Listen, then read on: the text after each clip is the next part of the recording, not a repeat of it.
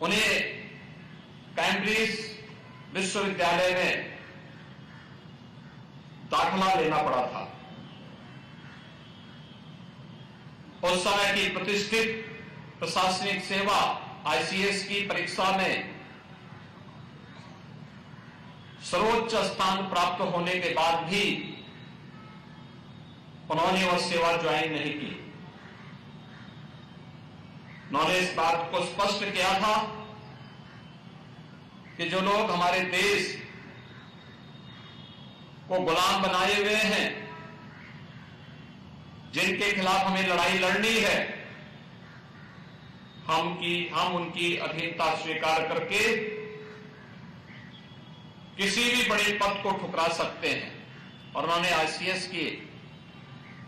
परीक्षा में उत्तीर्ण होने के बाद भी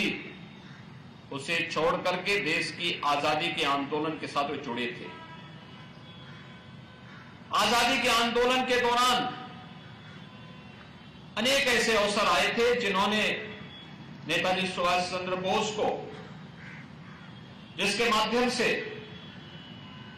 वह भारत की राजनीति में स्थापित हो सकते थे, लेकिन उससे इतर उन्होंने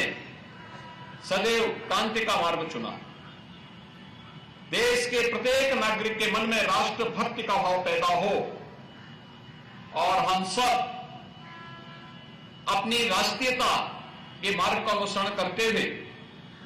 नेशन फर्स्ट के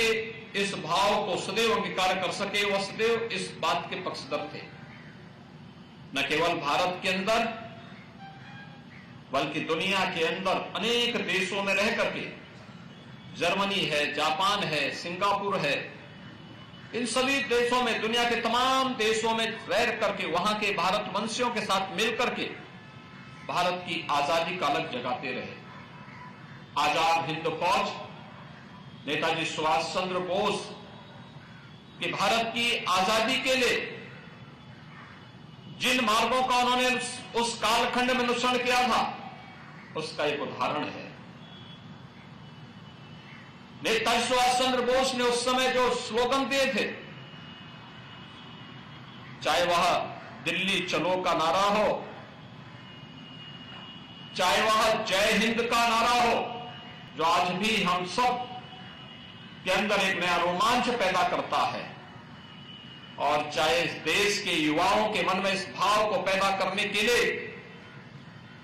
कि देश की आजादी के लिए जो उन्होंने दिया था,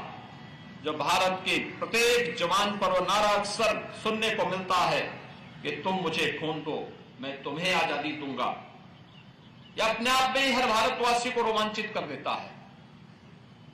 यह अवसर हमारे लिए अत्यंत महान अवसर है, जब देश आजादी के अमृत महोत्सव वर्ष के भव्य आयोजन के बाद, हर घर तिरंगा के कार्यक्रम को सफलतापूर्वक आगे बढ़ाने के बाद अब आजादी के अमृत काल में प्रवेश कर चुका है। स्वाभाविक रूप से इस देश को दुनिया की सबसे बड़ी ताकत बनाने के लिए प्रधानमंत्री मोदी जी के नेतृत्व में जो कार्यक्रम चल रहे हैं, उन सभी कार्यक्रमों को हर भारतवासी अगर अपने कर्तव्यों का पालन करना प्रारंभ करेगा, स्वाभाविक रूप से